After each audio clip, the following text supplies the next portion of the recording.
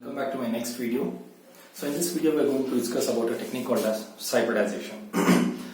When it comes to matter of your hybridization means it is two cytoplasm with two nucleus which gets fused. But in cybridization, it's a technique where two cytoplasms are mixed with only one nuclei. So this nuclei may be either from parent A or parent B or parent 1 or parent 2. So the difference between somatic hybrids and cybridization is somatic hybrids material you have two cytoplasms, you have two nucleus, whereas cybridization you have two cytoplasm with only one nucleus.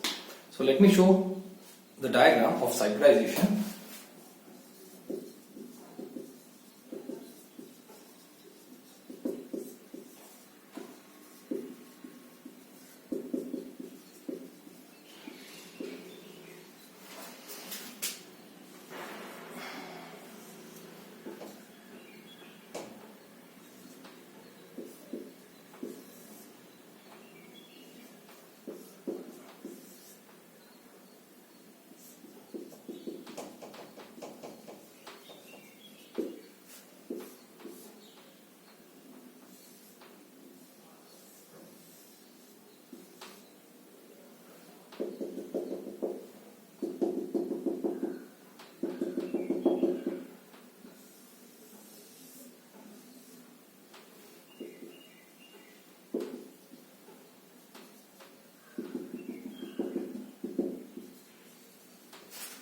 Okay, so this is a diagram of what you call it as cybridization technique. So as I've already told you, two cytosol plus one nucleus. So we have different process to remove the nucleus out of the cytoplasm. So that process is called as enucleation, which has two important steps.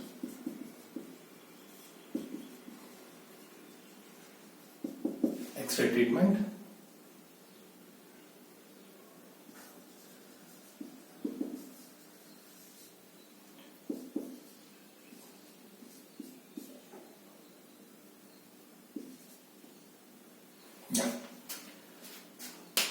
so enucleation, it's a process where we try to remove the nucleus from any of the material.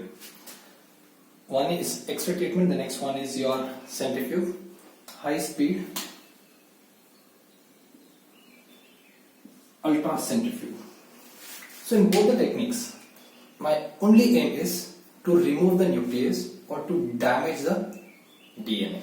So let us discuss about X-ray treatment. What we basically try to do is, we basically use X-rays, directly strike the X-rays on the nucleus. So what happens here? Once the X-rays are directly focused onto this nucleus, in the basic phenomenon, the process is damage the DNA.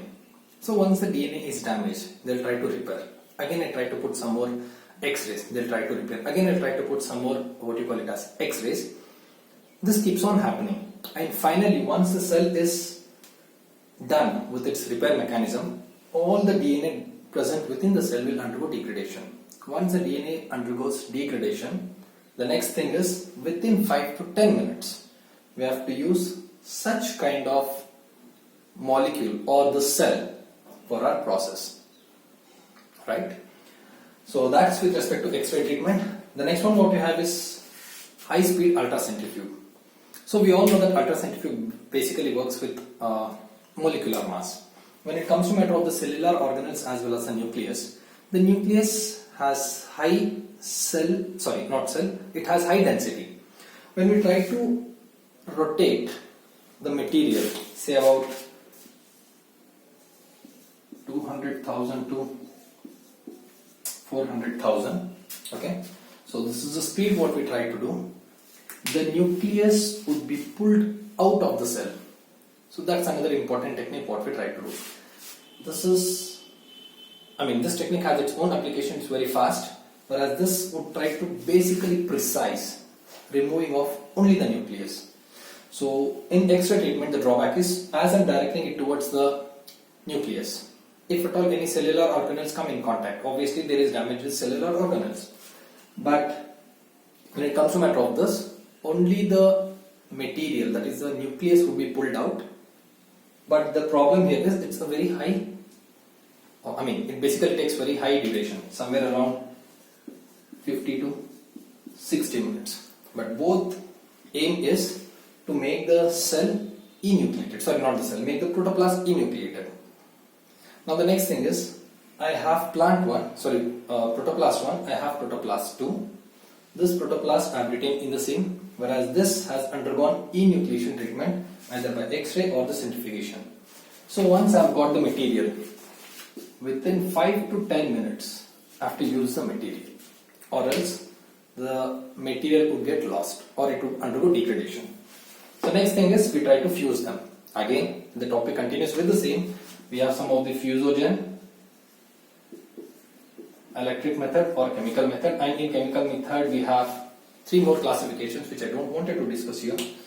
So we try to bring them close, we try to attach them, and finally what we get is 2 cytoplasm with 1 nucleus. So the nucleus here is from parent 1. If I remove this, and I retain this protoplast, this nucleus. So let me remove this, let me have this. Again, this is called as cybrid. Irrespective material 1 or material 2, my aim here is I wanted the protoplast with nucleus, without nucleus, to combine. That will give me something called as cybrid. So now going on to the advantage of somatic hybrids and cybridization. Somatic hybrids may be a novel kind of material. So if at all we do back crossing, say about for 10 to 15 generation, we get the somatic hybrids. But when it comes to matter of your protoplast isolation, somatic hybridization, it can be done within a short span of time, say about 2 to 3 weeks. So that's one of the important applications of somatic hybridization. If I wanted a material, somatic hybrid, like I wanted a pomato, character of both the potato as well as tomato, that is done by somatic hybridization. So we have got many disease resistant varieties with respect to viruses, with respect to bacteria, with respect to protozoans. Along with that, we have got salt tolerant, we have got drought tolerant. So these are some of the materials, plants which are produced with the help of somatic hybridization. And going on to the applications of cybridization, apart from somatic hybrids, that is out of 2 DNA, 1 DNA or 1 nucleus has been completely removed. So that material, again, it would not be found in the society or basically in the nature. So we can come to know what is the role of cytoplasm in plant development.